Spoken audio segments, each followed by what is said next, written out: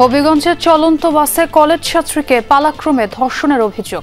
বাস চালক আটক, পলাতক হেলপার। গাজীপুর ও রাজবাড়ীতে ধর্ষণের আরও ৩ মামলা, গ্রেফতার ১।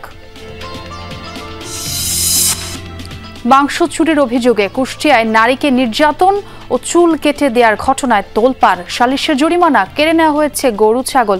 মামলার পর ৩ জন গ্রেফতার। ফ্রিজ থেকে মাংস নিয়ে আসতেছিল কাপড়ের ভিতরে, তখন আর কি ওই করেছে তুমি মাংস চুরি করতেছে। 2টি গরু আর ছাগল আছে 5টা। ওই ঘরে জায়গা ফ্রিজ নেছে, সেলাই মেশিন নেছে, 50 কেজি চাল নেছে। বালুমহাল ইজারা প্রক্রিয়ার প্রতিবাদে শরীয়তপুরের পদ্মাপাড়ে বিক্ষোভ। তীব্র ভাঙনের আশঙ্কা, সতর্ক করেছে পানি উন্নয়ন বোর্ডও। এই যে নদীটা দেখতেছেন না, এখানে আমরা এই পর্যন্ত 4বার ভাঙছি নদী। তোর ভাঙা হয়ে গেলে আমরা ফুলাই বালবাতালে আমরা কামু কিভাবে? আমরা যে নদীতে বিলীন হয়ে যায়, বালু কাটলে আমরা নদীতে বিলীন হয়ে করে নেব। সরকারের নির্দেশনা অনুযায়ী পরবর্তী যে ধরনের নির্দেশনা আসে আমরা সেইভাবে আমরা প্রয়োজনীয় ব্যবস্থা নেব। সেতুর অভাবে চরম দুর্ভোগে নরসিংদী আলোকবালিচরের অর্ধলক্ষাধিক বাসিন্দা। বর্ষায় ঝুঁকি নিয়ে নদী পারাপার, সুবিধা বঞ্চিত 9 গ্রামের মানুষ। মানুষের সবচেয়ে বড় সমস্যা হচ্ছে যোগাযোগ ব্যবস্থা। যদি একটা ব্রিজ থাকতো, যে জায়গায় 15 মিনিট লাগতো, ওই জায়গার মধ্যে আমাদের 2 ঘন্টা, এমনকি 3 ঘন্টা, এমনকি 5 ঘন্টা লাগে। মৌলভীবাজারে মাটির গর্তে শিশুর বন্দি জীবন। অর্থের অভাবে অটিজমের চিকিৎসা করাতে পারছে না চা শ্রমিক পরিবার। অতিরিক্ত বেমার ছিল, নিউমোনিয়া কিছু ধরেছিল, আর হাত পা একবার ব্যাকসাইড হয়ে গেছিল। নাতি যেমন আমার দাদি করে ডাকবো, সবকিছু করব, এইটা আমি চাই। বাগানের বেতন দিয়ে তো আমি বাচ্চাকে তেলাপি করতেও পারছি না, নিজের পেট চালাতেও পারছি না।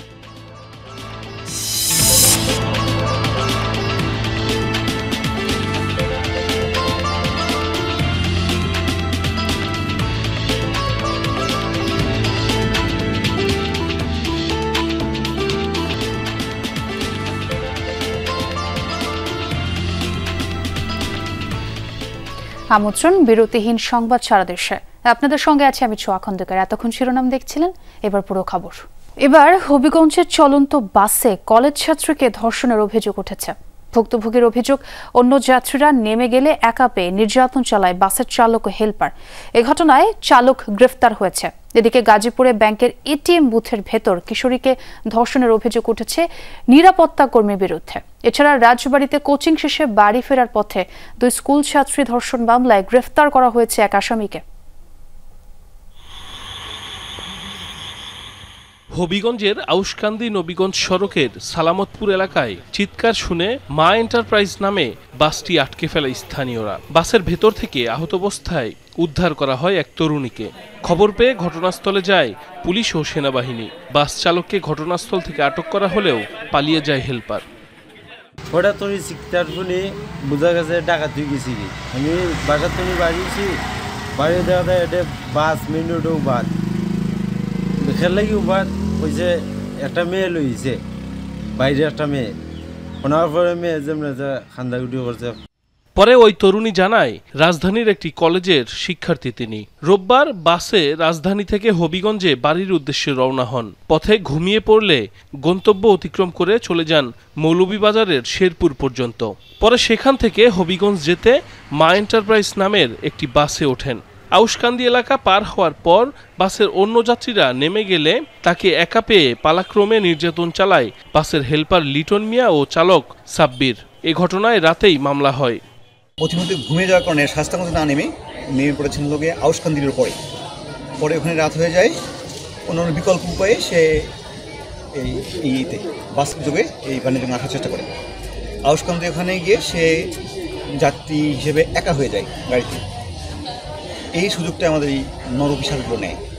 শারীরিক পরীক্ষার জন্য তরুণীকে পাঠানো হয় হবিগঞ্জ সদর হাসপাতালে। তার শরীরে আঘাতের চিহ্ন রয়েছে বলে জানিয়েছেন চিকিৎসক। হাসপাতালে আসার পর আমার যে কনসার্ন যে ডক্টর আছেন তিনি ভিকটিমকে যথাযথভাবে পরীক্ষা নিরীক্ষা করেছেন এবং পরবর্তী পরীক্ষা আরও কিছু বাকি আছে। তবে পুরো রিপোর্ট না আসা পর্যন্ত আসলে আমরা পূর্ণাঙ্গ রিপোর্ট প্রকাশ করতে পারছি না। তবে ভিকটিমের শরীরে কিছুটা আঘাতের চিহ্ন পাওয়া গিয়েছে। এদিকে গাজীপুরের শ্রীপুরে একটি ব্যাংকের বুথের ভেতর এক কিশোরীকে ধর্ষণের অভিযোগ উঠেছে। মামলায় বলা হয় ভুক্তভোগী একটি স্পিনিং মিলে চাকরি করেন। কারখানার পাশের একটি এটিএম বুথে প্রায় টাকা তুলতে যান তিনি।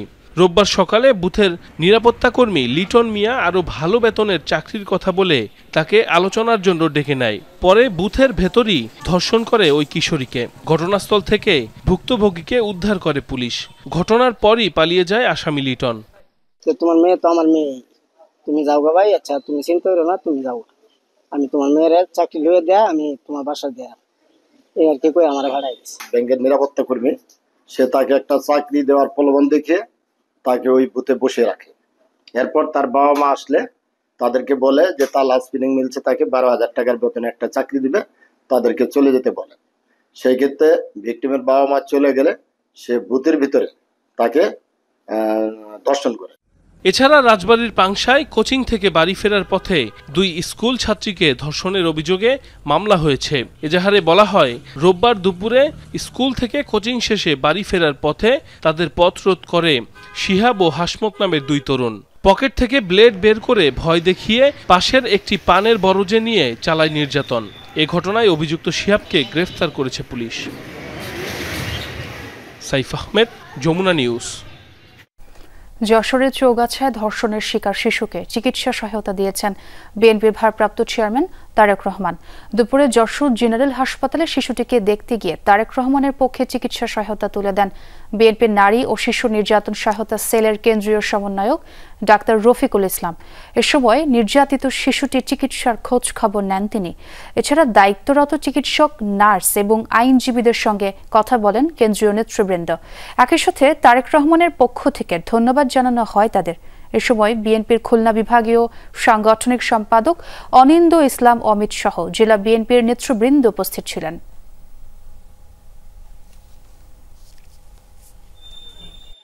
আমার মতন কোনো মা যেন এই সন্তানের কষ্ট যেন না পায়, বুকের ভিতর নিয়ে যেন না কান্দে। আমরা চাই যে এদেশের প্রতিটি এই ধরনের ভিকটিমের যেন আর না ঘটে, সেই ব্যাপারে আমাদের সচেতনতা অবলম্বন করা। আমাদের যশোর মেডিকেল কলেজ যে চিকিৎসকরা অসাধারণ সার্ভিস দিয়ে অত্যন্ত ঝুঁকিপূর্ণ অবস্থা ছিল ওই বাচ্চাটার, তার সুচিকিৎসা নিশ্চিত করে। তারেক রহমানের পক্ষ থেকে আমরা তার সুচিকিৎসা নিশ্চিত করবার জন্য আমাদের এই চিকিৎসক টিমের সাথে সমন্বয়ের ভিত্তিতে কাজ করছি। কুষ্টিয়ার কুমারখালীতে মাংস চুরির অভিযোগে এক নারীকে শারীরিক নির্যাতন ও মাথার চুল কেটে দেওয়ার ঘটনায় চলছে তোলপাড়। ওই নারীর বাড়ি ঘরে ভাঙচুর, লুটপাটের ঘটনাও ঘটেছে। গ্রাম্য সালিশে আর্থিক জরিমানার পাশাপাশি কেড়ে নেওয়া হয়েছে গরু, ছাগলও। এ নিয়ে দুপক্ষকে থানায় ডেকে নেওয়া হলে সেখানেও হট্টগোল হয়। নির্যাতনের শিকার নারীর করা মামলায় গ্রেফতার করা হয়েছে 3 জনকে।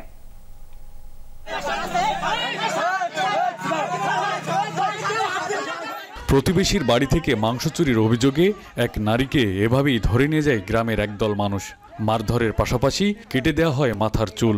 ভুক্তভোগীর শরীরে ক্ষতচিহ্ন কিছুটা শুকালেও কাটেনি আতঙ্ক।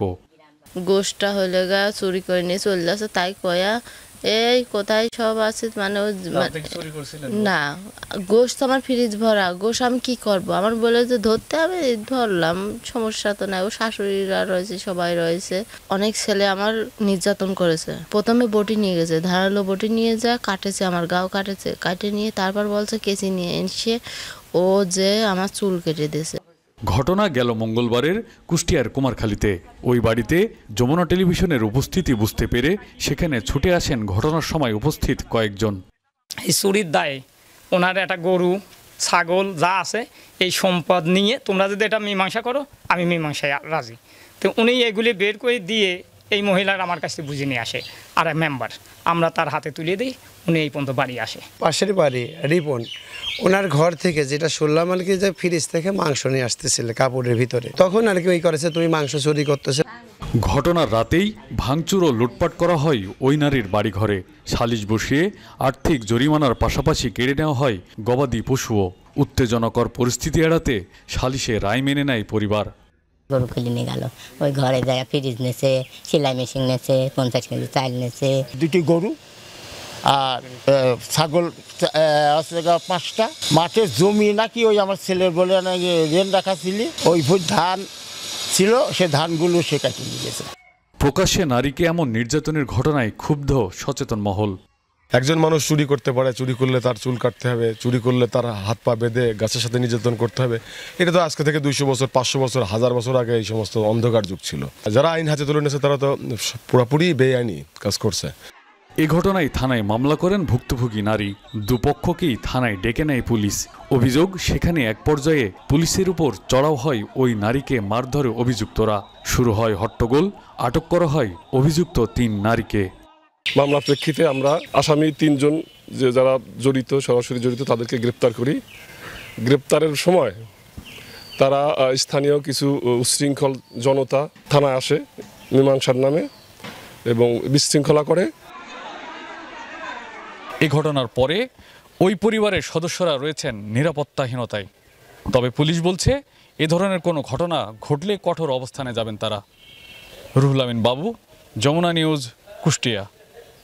সিরাজগঞ্জে রবীন্দ্র বিশ্ববিদ্যালয়ের প্রস্তাবিত স্থায়ী ক্যাম্পাস পরিদর্শন করেছেন পরিবেশ উপদেষ্টা সৈয়দ রিজওয়ানা হাসান। সকালে শাহজাদপুরে বিশ্ববিদ্যালয়ের অস্থায়ী ক্যাম্পাস 3 পরিদর্শন করেন তিনি। পরে শিক্ষকদের সাথে সৌজন্য সাক্ষাৎ শেষে প্রস্তাবিত স্থায়ী ক্যাম্পাস পরিদর্শনে রেশমবাড়িতে যান। এরই মধ্যে রবীন্দ্র বিশ্ববিদ্যালয়ের স্থায়ী ক্যাম্পাস নির্মাণের বিষয়ে একনেকে প্রস্তাব পাঠানো হয়েছে বলে জানান তিনি।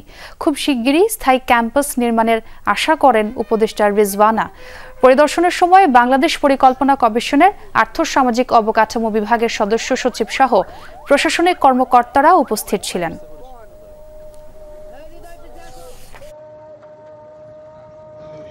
আপনাদের বিশ্ববিদ্যালয়ের একটা নিজস্ব ক্যাম্পাস লাগবে, এটার ব্যাপারে কারোরই কোনো দ্বিমত নেই। আমাদের শুধু এখানে এসে দেখা যে জায়গাটা আসলে কেমন, জায়গাটা কতটুকু উপযুক্ত।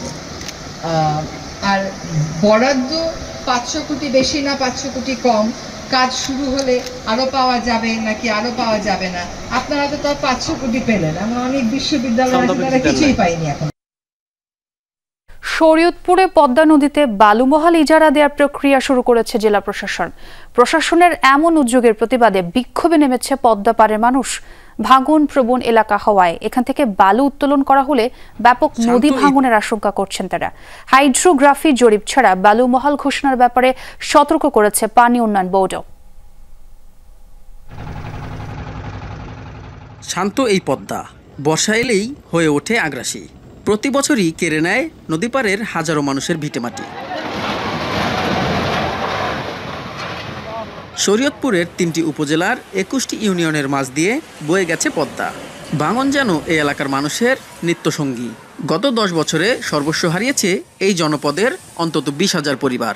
ভাঙন ঠেকাতে গত 5 বছরে প্রায় 4,000 কোটি টাকা ব্যয়ে একাধিক বাঁধও নির্মাণ করেছে পানি উন্নয়ন বোর্ড।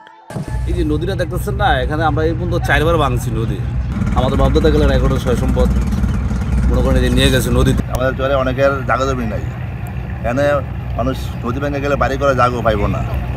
এমন পরিস্থিতিতেও নদীর 77 নং কাচিকাটা মৌজার 22.63 একর জমি বালুমহাল ঘোষণার প্রক্রিয়া শুরু করেছে জেলা প্রশাসন। ইজারা দরপত্রে অংশগ্রহণের জন্য তালিকাভুক্তির বিজ্ঞপ্তি প্রকাশ করে ঘোষণার অনুমতি চেয়ে বিভাগীয় কমিশনারের কাছে চিঠি দেয়া হয়েছে। ভাঙন কবলিত এলাকায় জেলা প্রশাসনের এমন উদ্যোগে ক্ষুব্ধ পদ্মাপাড়ের মানুষ।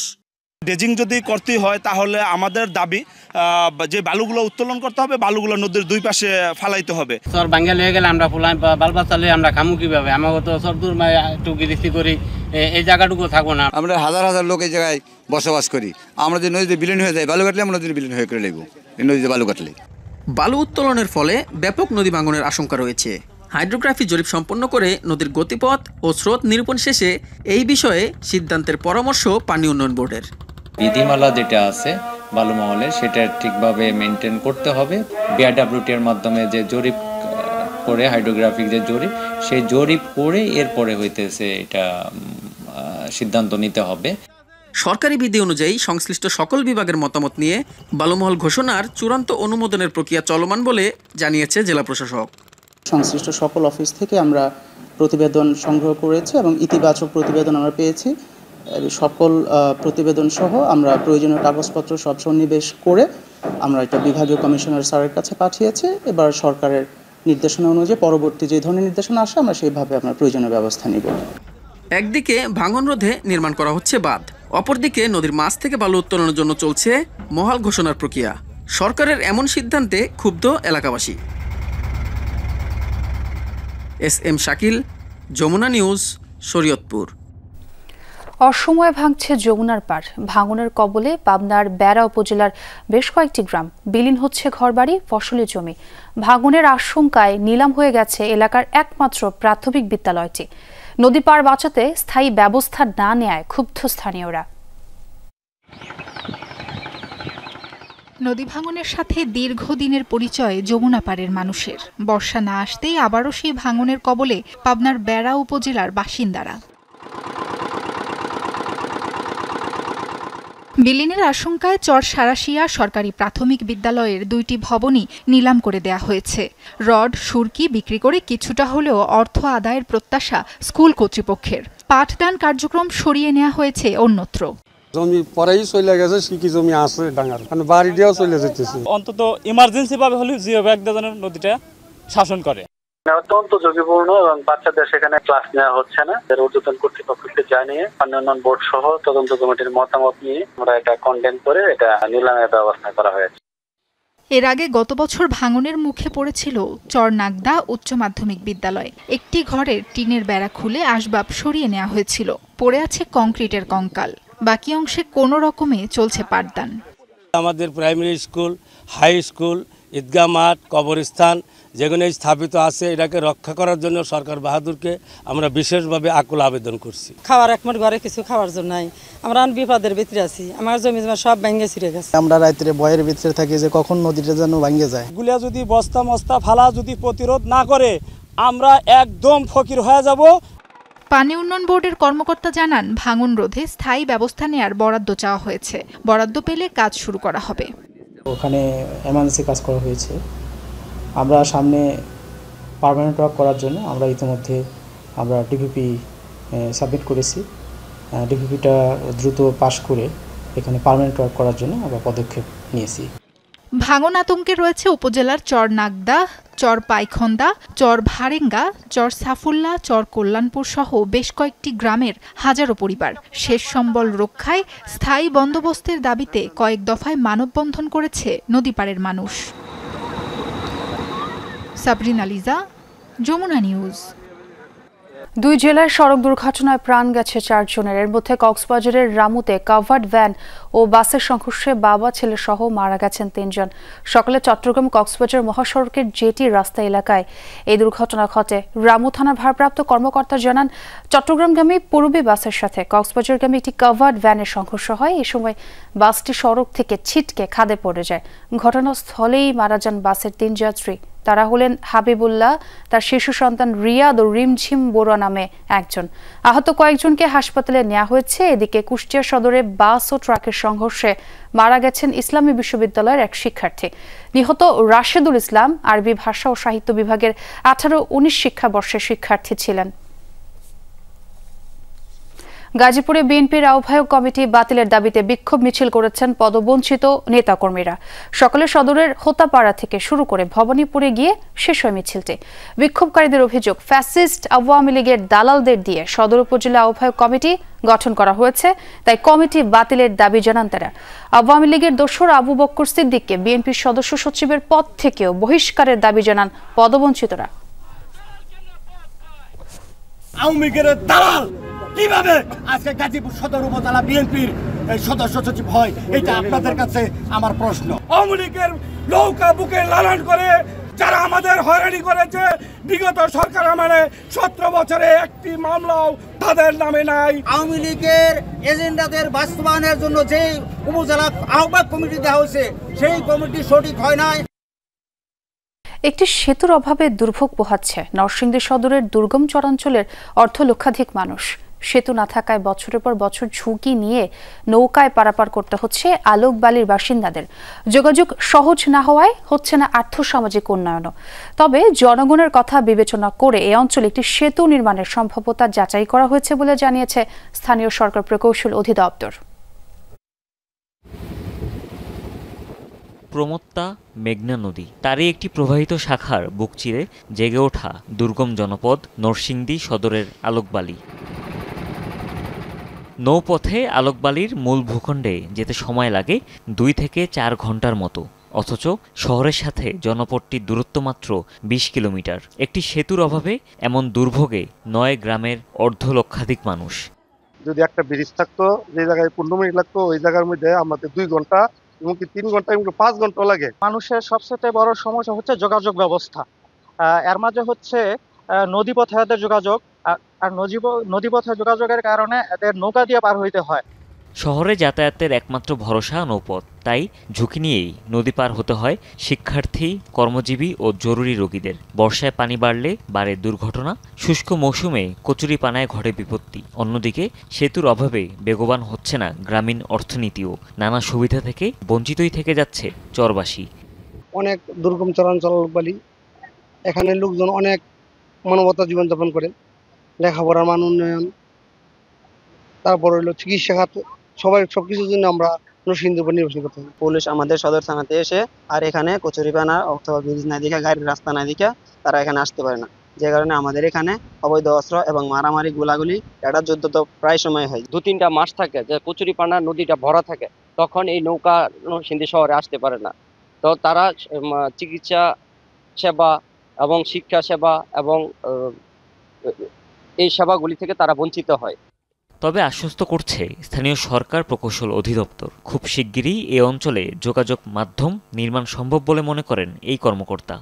কচুরিপানার মাধ্যমে যে মানুষ ভোগান্তির সৃষ্টি হয়, এটা একটা জ্বলন্ত প্রমাণ হলাম আমি নিজে একদিন ওইখান দিয়ে চলার সময় 2 ঘন্টা আটকে ছিলাম। আমাদের একটা প্রকল্প আছে, সেই প্রকল্পটার ভিতরে এটা সার্ভে হয়ে গেছে এবং হাইড্রোমরফোলজিক্যাল স্টাডিও হয়ে গেছে।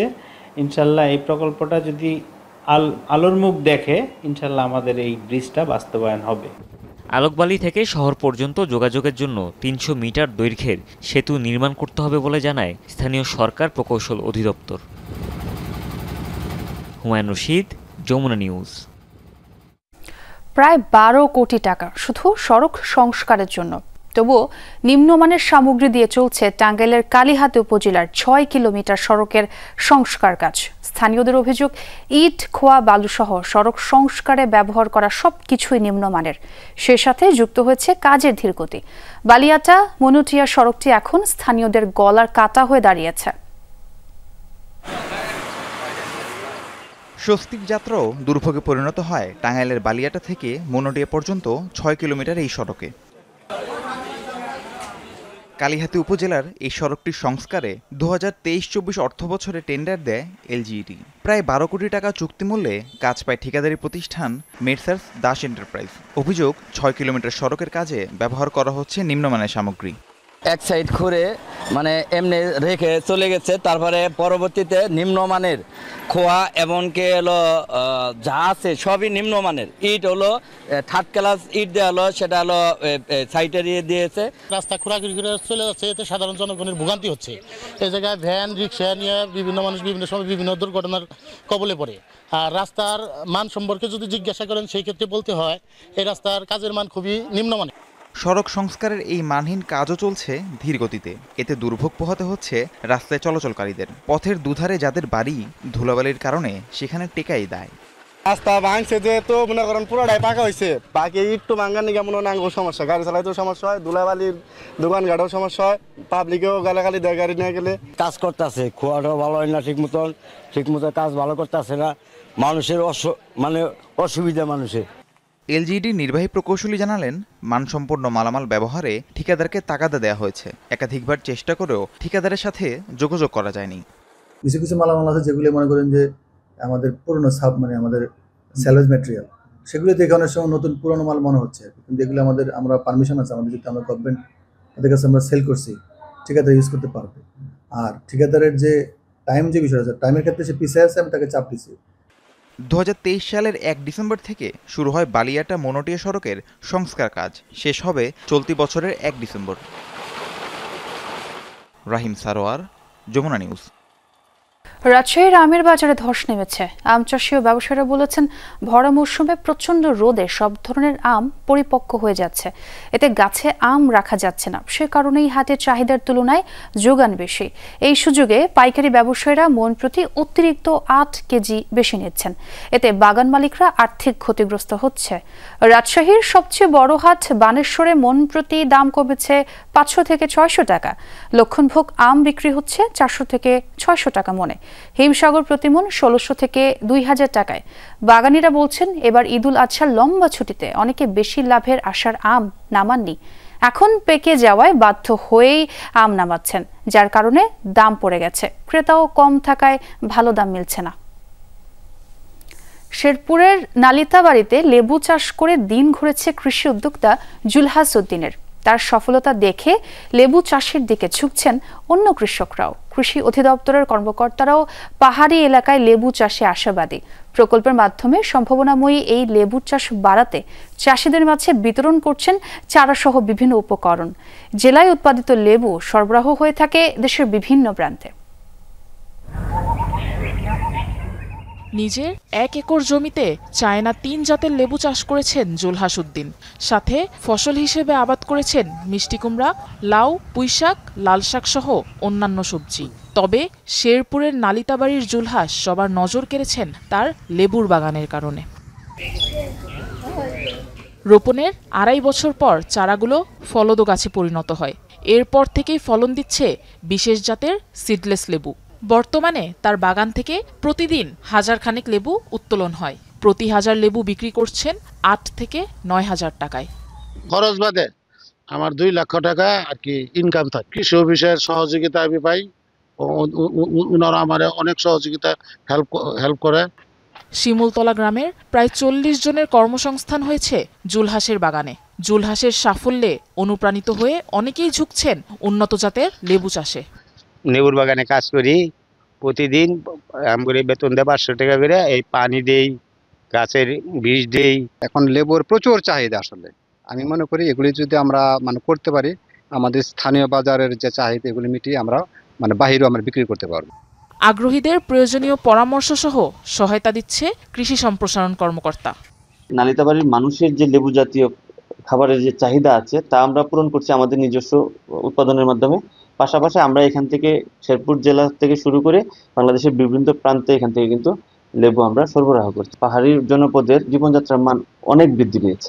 নালিতাবাড়ি উপজেলায় এবছর প্রায় ১৩৫ হেক্টর জমিতে লেবু জাতীয় ফলের চাষ হয়েছে। সৃজন করা হয়েছে প্রায় ৪৫০টি লেবু ও মাল্টার বাগান।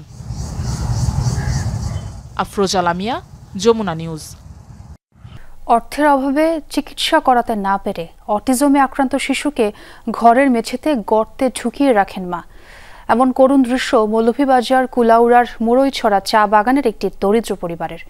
জন্ম থেকে প্রতিবন্ধী শিশুকে ফিজিও চিকিৎসার পরামর্শ চিকিৎসকদের। সরকারি বেসরকারি সহায়তায় পরিবারের একমাত্র শিশুটিকে চিকিৎসা করাতে চায় দরিদ্র চা শ্রমিক পরিবার। যেখানে এই বয়সে ঘর আর উঠোন দাপিয়ে বেড়ানোর কথা, তার বদলে জীবন বন্দী হয়ে গেছে মাটির ছোট্ট খোড়লে। শরীরের মাপের গর্তে আটকা পড়েছে শৈশব। মৌলভীবাজারের কুলাউড়ার মুরইছড়া চা বাগানে বসতি সঞ্ছরী সাঁওতাল ও অনিল সাঁওতাল দম্পতির। তাদের একমাত্র সন্তান গোপাল সাঁওতাল জন্ম থেকেই শারীরিক প্রতিবন্ধকতার শিকার। ঠিকমতো হয়নি রোগ নির্ণয়। ৩.৫ বছর বয়সী গোপাল এখনো বসতে বা দাঁড়াতে পারে না। তাই ঘরে বাইরে কাজকর্ম সারতে এভাবেই ফুটখানেক গর্ত করে সন্তানকে রাখেন মা। জন্মলেই এরকমই দুধ কাটু বাচ্চা, দুধ নাই পাইতে জন্মলেই। আর ওরকম বেমার আর কি ছিল, অতিরিক্ত বেমার ছিল, নিউমোনিয়া কিছু ধরেছিল আর হাত পা একবার বেকেট হয়ে গেছিল। শিশুটিকে সুস্থ করতে প্রয়োজন নিয়মিত চিকিৎসার, কিন্তু চা শ্রমিক বাবার পক্ষে তা প্রায় অসম্ভব। কোমরটা একদমই লড়াচড়া নাই, আর মাথাটা আগে ছিল একদম যেদিকে ফালাইতো মাথাটা ওইদিকে পড়ে থাকতো। আমি তখন তেলাপি দিব যে, আমি তো একলাই বাগানে কাজ করি, বাগানের বেতন দিয়ে তো আমি বাচ্চাকে তেলাপি করতেও পারছি না, নিজের পেট চালাতেও পারছি না। আমার নাতি যেমন আমার দাদি করে ডাকবো, কথা মাতে সব কিছু করবো, এইটা আমি চাই, আর কিচ্ছু চাই না আমি। শিশুটিকে সরকারি প্রতিবন্ধী ভাতার আওতায় নিতে কাজ শুরু হয়েছে জানিয়েছে সমাজসেবা অধিদপ্তর। চিকিৎসার জন্য মিলেছে আশ্বাস। সামাজিক নিরাপত্তা কর্মসূচি যে প্রতিবন্ধী ভাতা আছে তার আওতায় আমরা নিয়ে আসবো এবং শিশুটি আশা করি এই বছরেই 1 বছরের যে ভাতাটা আছে সেটা পাবে। তাছাড়া শিশুটিকে আমরা রোগী কল্যাণ সমিতি থেকে তাৎক্ষণিকভাবে কিছু আর্থিক সহায়তা করেছি এবং সর্বশেষ যেটা হচ্ছে সেটা হচ্ছে সে প্রতিবন্ধী সেবা সাহায্য কেন্দ্র জেলাতে আছে, সেখান থেকে শিশুটির যে স্থায়ী ট্রিটমেন্ট এর ব্যবস্থা নেওয়া হবে। একমাত্র সন্তানের সুস্থতার প্রত্যাশায় পরিবারটি তাকিয়ে আছে মানবিক উদ্যোগের দিকে। জারিন অর্নি, যমুনা নিউজ।